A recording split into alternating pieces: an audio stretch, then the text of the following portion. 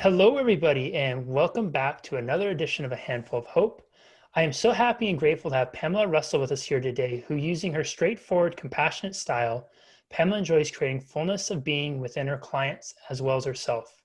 She believes that exploring the ever-expanding human potential is a joyful progression of discovery. Pamela's work is largely formed by the tools of PSYCH-K, neo and energy psychology, and classical five-element acupuncture. Her extensive background in the healing arts and meditation allows her to utilize these body-centered healing modalities to affect change in her clients. Over the past decade, Pamela has served hundreds of clients from all over the world and of every walk of life. She enjoys seeing people transform through this rare blend of work. Using intuitive detective skills, she draws out answers that connect unseen pieces. This allows her clients to create the mindset and life that they want while empowering each person towards balance, health, and their unlimited you. Pamela, welcome, and thank you so very much for being here. Thanks for having me, Jesse. It's an honor. I think the honor is mine, and I'm hoping that we can, just for everybody's edification, we've been talking for about 10, 15 minutes before we hit record, and our goal is to capture just a small sliver of some of what Pamela was just sharing before we started, and because it was an absolutely fascinating discussion. And maybe we can start with that. We were talking about kindness beforehand. And you Yeah. were saying that you had seen a post or a shirt of someone saying, asking the question, what is the kindest thing you've ever done? Or what was the kindest thing somebody's ever done for you? Yeah. And it got you thinking. So I'll let you take it from there and kind of expand on that. Yeah. When that question was posed to me, this immediate recollection of when my daughter was 4 months old came up. And what had happened at that time in my life was the gentleman that I was with decided that this situation was not for him, and he walked away from it. Or more to a fact, I made the choice that if that was where he was, then I wasn't going to be staying around. And what was healthiest for my daughter and I was to find another place to be. Because of the journey that we had made before then, I basically had spent all of my savings getting us to where we were. And I was on bed rest because of doctor's orders previous to the end of the pregnancy. And so I hadn't been able to work, and I didn't have any more savings. So I had a 4-month-old and virtually no money. And a woman in my community that I had maybe met a couple of times opened her and her family's home to me and my daughter. We were homeless, basically. And we got to stay with them for 2 months and get back on our feet. And I was in deep, deep postpartum depression. So much so I didn't realize how deep it was until I got out of it 20 months later. And I had a very nonchalant thought of, well, if I'm not here, then my mom will take care of my daughter. And it was a simple thought of literally, oh, I don't have time to go to the grocery store today. There should be enough food in the refrigerator, and I'll be able to, go tomorrow. And that was literally how simple that thought of, I don't need to be here anymore was. And I heard myself. And I went, oh my God, I need help. I need support. And another woman in that same community was able to work with me and help me through that time period. So this was the situation that came up almost effortlessly when this question was posed to me. And I thought, kindness, that doesn't encompass what that was for me. So I thought on it more, and I went, is it generosity? Is that grace? And all I could feel is that I can still, even telling the story right now, I can feel the desperation in my heart and the tightness in my chest of where I was. And that level of emotion is still very available to me, which to me tells me that's still a trauma that I haven't worked through. But that got me thinking even more. What is kindness? What is generosity? What is grace? How do we label these emotions? And looking at what we're asking the world to do right now is to be kind. So what does that really mean? I think that's such an incredible story. Not just because of the action in both actions from both the women, but also your willingness to ask for and receive help. And then also the examination that you're providing of it, because it's interesting to hear your experience of it. You as the recipient, for you being the recipient of the action, it was so much bigger than just somebody being kind. It was beyond kind, beyond generous, beyond like so much so that you don't have the language necessarily for it, especially considering where you're at in that time of your life. And it'd be so fascinating that if we had the gifter of that, and we're able to ask her, independent of hearing what you said, and say, what would you, if you had to give a name to the action you took, what name would you give it? Would you call it kindness? Would you call it generosity? Would you call it, because, and I think it speaks so much to perception, right? And the power of it. Mm. It's the idea that our realities are not fixed. Mm.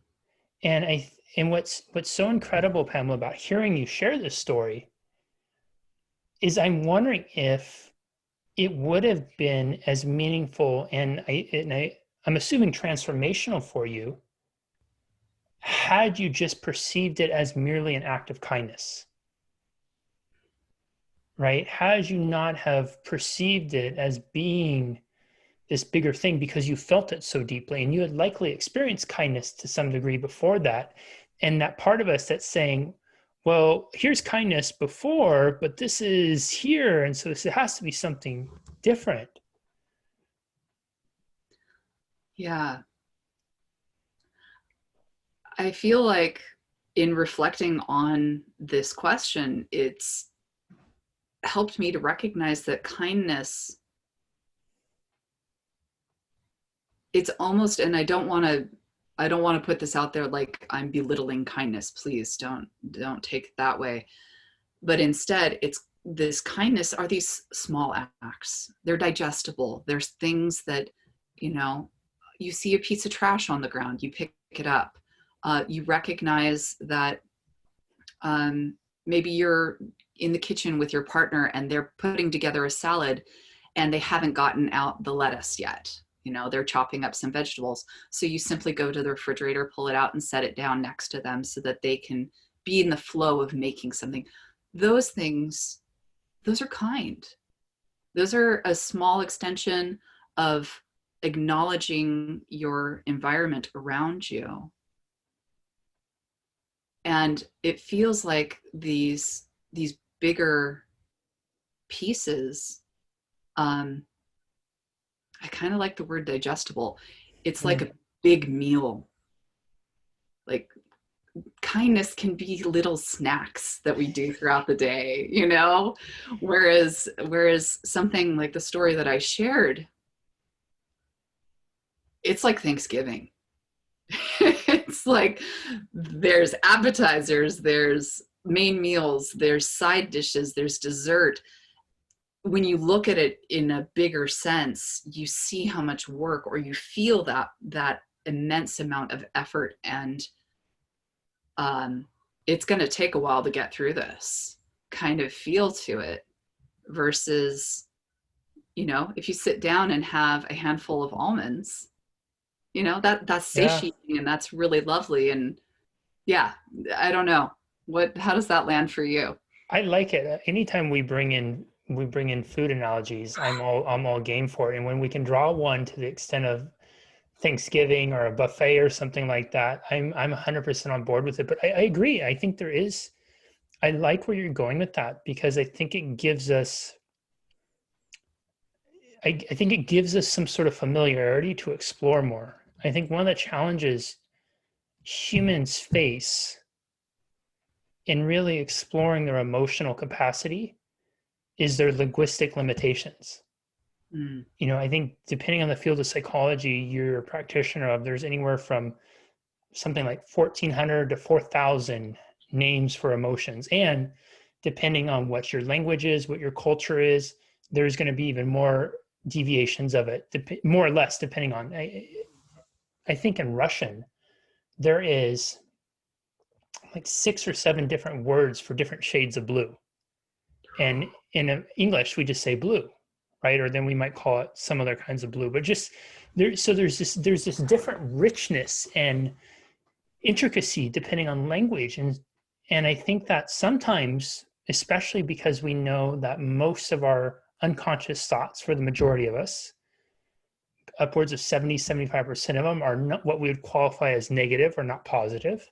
Mm-hmm. And what that does is it defaults us to going to kind of the big group of emotions: anger, frustrated, upset. We have happy, sad, maybe depressed right now during this time, scared. I think people are using uncertain a little bit more, unsure.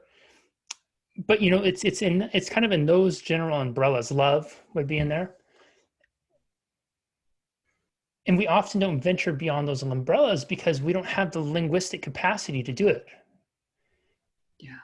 I love you bringing in the food, because food is something that we can all relate to, and it gives a ample substitute where language sometimes fails us, to start to really invite an exploration of the bigger impact. Because hearing you tell your story, I agree that experience for you was so far beyond kindness.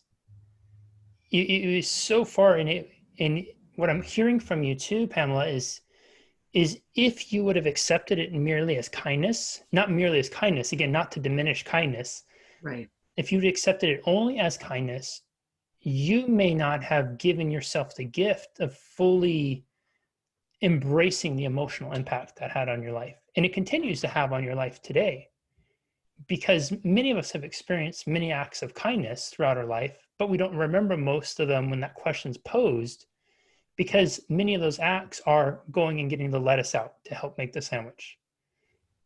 But we do remember the best buffet or the best Thanksgiving dinner we had. And be specifically, as you're talking, I was thinking about the mashed potatoes I made last year, and they were pretty friggin' awesome, if I do say so myself. And then I Oh. was thinking, oh God, I should. It's only a couple more months until that. Maybe I'll make them beforehand too.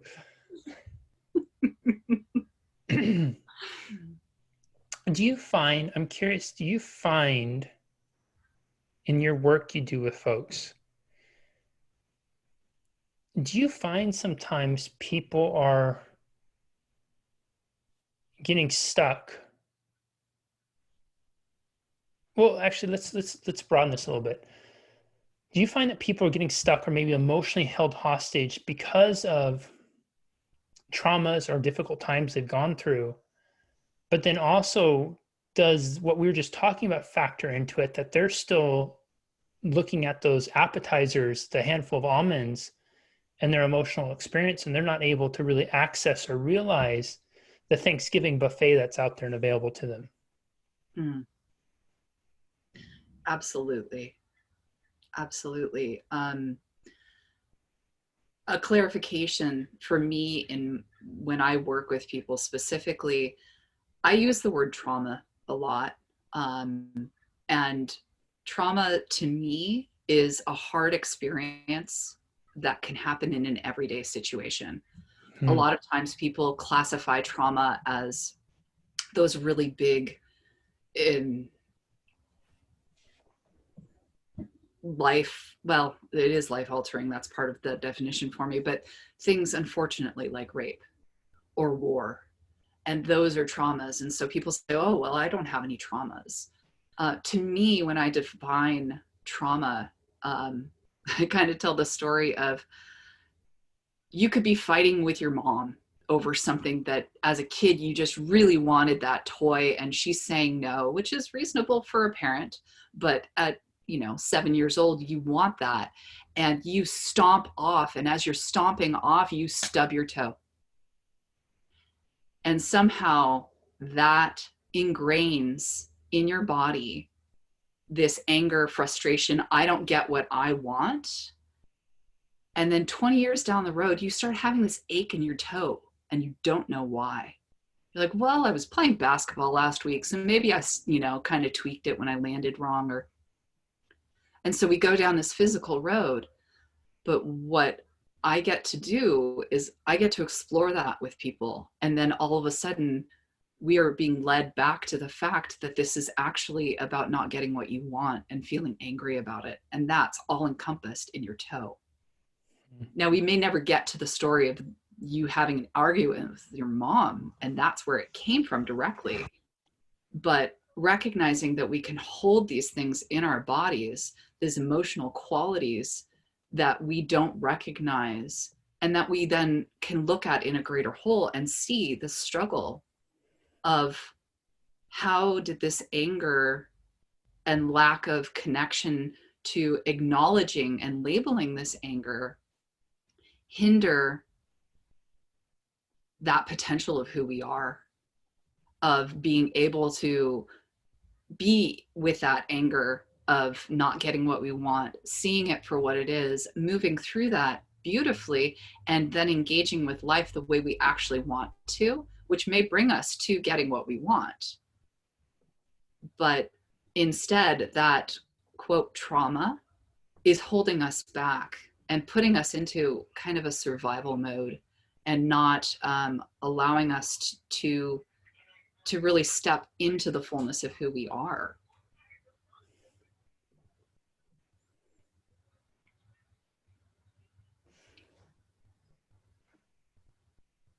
So acknowledging those emotional qualities,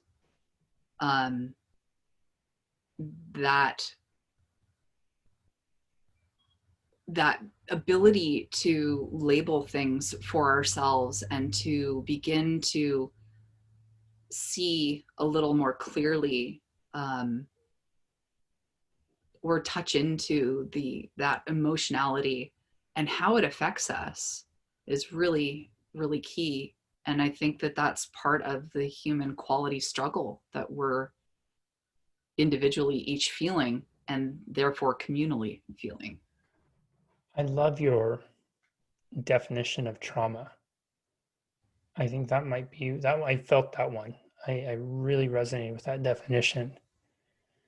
How does trauma define us? It's a really good question. Going back to the example of stubbing your toe.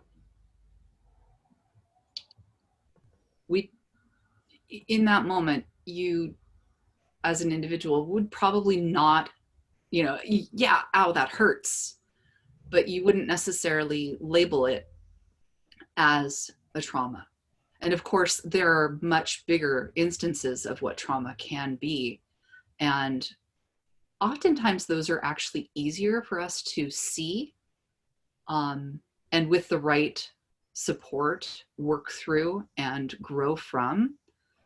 But it's those more mundane, everyday traumas of not feeling good enough because we didn't get that right grade, or not feeling included because we really wanted to be a part of, I'm thinking of my own childhood. My brother, he's 3 years older than me, and I grew up in a neighborhood that was all boys. All boys. There was only one that was a little younger than I was, but all of them were about 3 to 4 years older. And man, I just wanted to be included. But I was a girl, and I was a little sister on top of it all. And that was a huge thing for me because I wasn't included in a lot of things.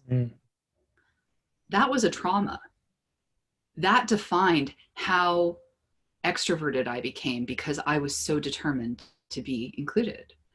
That determined the fact that I started stepping into leadership roles, because if someone else wasn't going to include me, I was going to start it, and then I was going to bring people in who wanted to be included.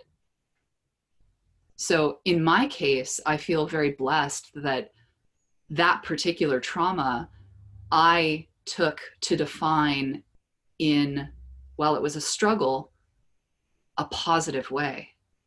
But in that same way, that same trauma, I could have then defined myself as unlovable, as unacceptable. I could have shelled myself away and walled myself off from society and become really closed in. And not to say that people who are introverts and who perhaps prefer to be by themselves more so than out in the world have some trauma that's causing them to do this. I'm just saying for my own self, I recognized that there was a fork in the road, and somehow I chose the path that I did. But it defined who I was and how I showed up in the world and how I show up for other people. And then I have the empathy to be able to reflect on that and say, okay, this is something that I went through. Now I get to be curious with you, who's experiencing this feeling of not being included. Where does that stem from for you? Mm-hmm. What does that bring forward for you? How has that affected you in your world? And that's the kind of questioning that we get to ask ourselves, really, around when we recognize a trauma and how it can define us. How much do you feel like, if any, the emotional ramifications of trauma are attached to a comparison of, right? Because it was interesting hearing your examples. It's the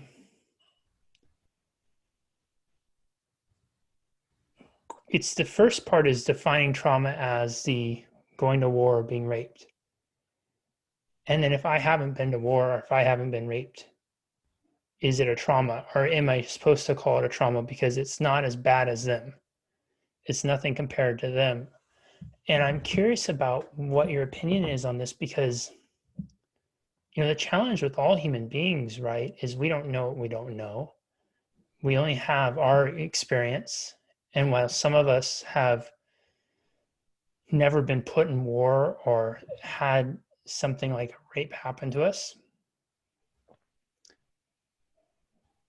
we may have experienced trauma in other capacities. Like maybe our life has been so blessed that the worst thing we've suffered is that stubbed toe.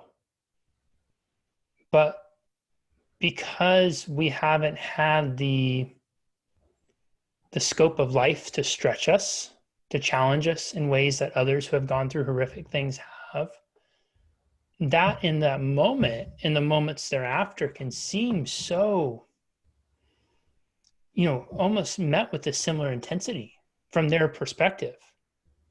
And then if it's compounded with the person not being there to reassure them or to let them know it's okay or to care for them afterwards because they're in pain and they want to be cared for, then from that they feel alone, or they feel forgotten or not enough or not deserving or worthy of love. And to me, it seems in just in hearing you chat right now, it's like there's a traumatic experience. And then there's also the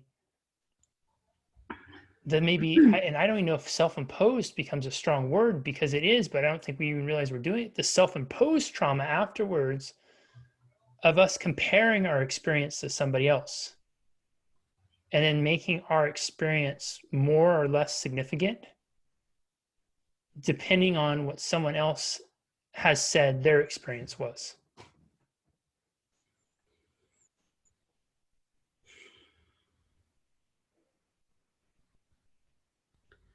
I think um,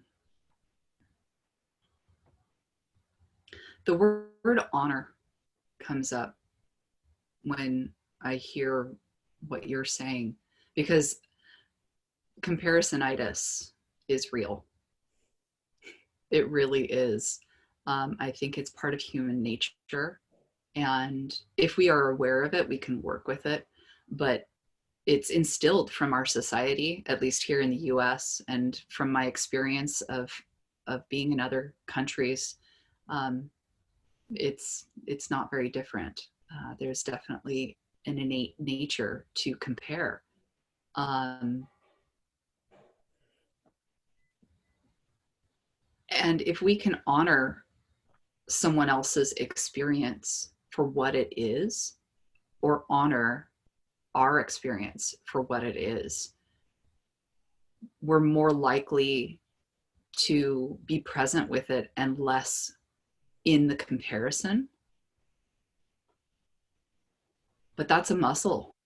That's a muscle that we have to build, and that's something that we have to be aware of and be willing to practice. I watch it with my daughter all the time, you know. Oh, so and so did this better than I did. And so I get to bring her back to asking her what kind of effort did she put into it, and bringing it back to honoring her own experience of it, because we talk about practice as a consistency, a level of consistency, instead of, here's an example: practice makes perfect. Almost everyone has heard that. It has become a societal belief. And I refuse to use it in our house because I think it's demoralizing. There isn't a perfect. I taught her early on, all we have is divinely perfect, and there is no humanly perfect. And, you know, at 6, she has a decent concept of what that is. And so I say, if we're consistent and we put effort into something, that objective gets easier and easier. And this morning she literally said, yes, like when I didn't used to be able to whistle, and now I can, because I was consistent and I kept practicing. I put effort into it. So having that recognition is huge, because then we can actually, and here we go, full circle, be kind with ourselves and offer that small gift of, I don't need to compare with this person's trauma against mine. I can honor where they are versus where I am. I can see, okay, this is the bigger picture and this is the bigger picture. Then I don't have to take it as personally.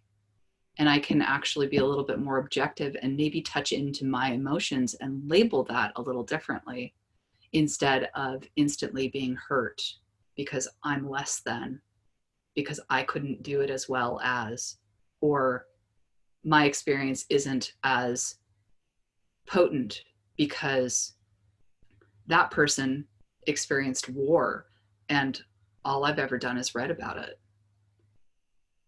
So being able to step back and have that compassion in a situation, to be able to see the bigger picture, I think would afford a lot of people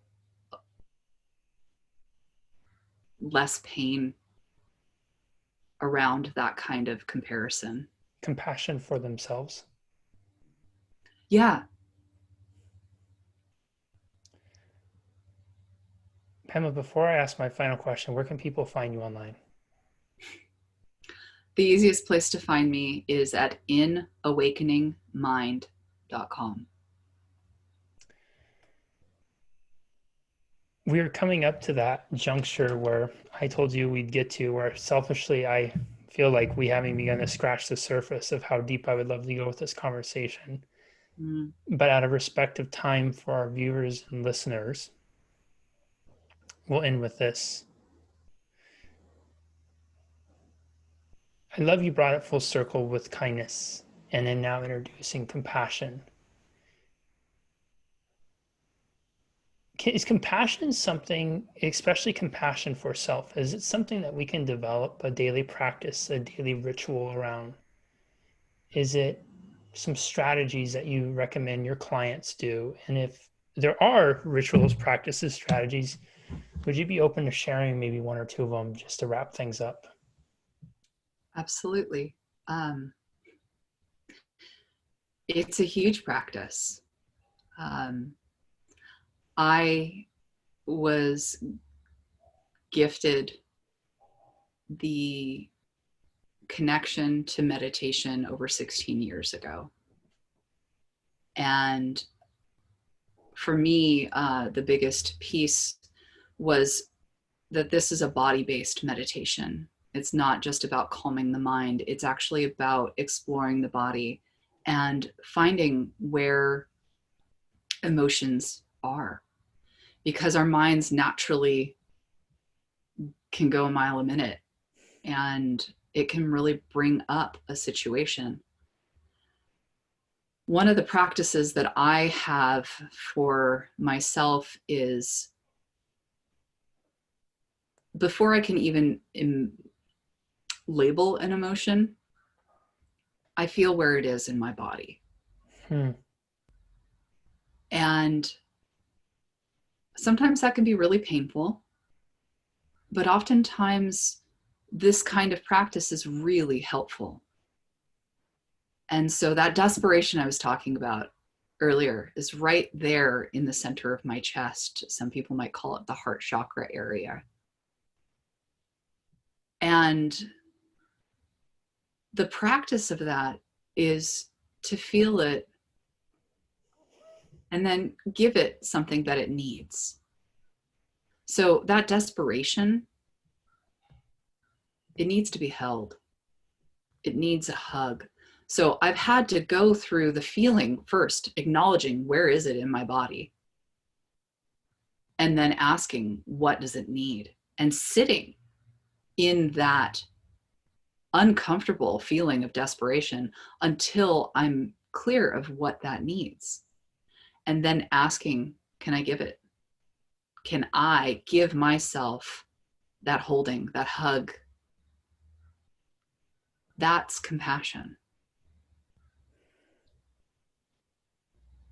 So that's one of the things that I do for myself, and will also lead my clients and even my daughter through, is teaching that we can give ourselves what we need. And maybe not always in every situation, but this is a small act of kindness and compassion, of acknowledging that emotional quality. And sometimes we can't label it, we can just feel it. And that's a great starting place, because after we're able to be with it and give ourselves that compassion, oftentimes we're able to then have a clearer mind around being able to know what that really is and label it. Everyone, my goodness, is this one you're going to want to rewatch and re-listen. I don't know about all of you, but I found myself oscillating between these moments of being fully present with what Pamela was sharing and then having these very fascinating moments of introspection and inflection, as something she would share would pop up a random image or a random memory for me that I hadn't saw or thought of for quite some time. And it was almost like what she was saying was speaking to this part of me that was housing that memory, and there it was, and it gave me this really cool opportunity to examine it. So I don't know if any of you found that experience, but it was something really incredible to see, and I think it's the power to what she's sharing and the truth in it too. We had a fascinating discussion on kindness and how sometimes we may not be properly labeling the just magnitude of our experiences by putting the limitation of potentially what kindness might provide. and to allow yourself to look deeper and explore the emotional, a broader emotional range when it comes to some of your most meaningful experiences. Should we explore trauma? And we had a fascinating discussion on the definition of it, which her definition is one of my, I think, one of the most, I don't want to say favorite, but for lack of language, one of my most favorite definitions of trauma, because I think that what it does is it gives grace to all of us to acknowledge those significant events that we've all experienced as what they are, traumatic to us. And it also gives us permission, I think, in some way to remove some of that comparisonitis that she was talking about and allow us to then do some work and focusing on really healing the trauma, as opposed to getting so stuck in focusing and obsessing over why my trauma may or may not be as significant as someone else who's gone through something that I perceive as being more significant than me. Looking at how we define trauma and how trauma may define us, coming full circle to the idea of kindness and how we can extend those little handfuls of almonds to us, but also acknowledge that the whole Thanksgiving buffet is out there, and that when we experience it, find the word and the label and the emotion, open your heart to the emotion of it so that you can fully embrace it. And then coming full circle to compassion, right? The idea of pausing before labeling. How many of us get ourselves in that tornado of emotional destruction because we start to feel something and we immediately affix a label to it? And that label may not even be fully accurate. But again, because of our linguistic limitations, we feel something, we immediately call it mad or angry, when really maybe we're just a little perturbed by something. But because we call it mad or angry, we're pushing that mad, angry program inside of us. And before we realize it, we really are mad and angry.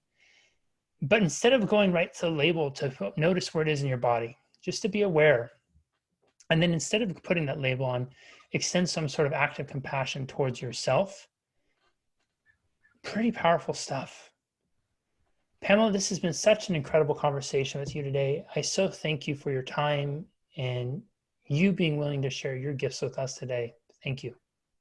Thank you, Jesse. This has been an amazing experience to be with you. Thank you. We will see you next time, everyone, on another edition of A Handful of Hope. Bye-bye.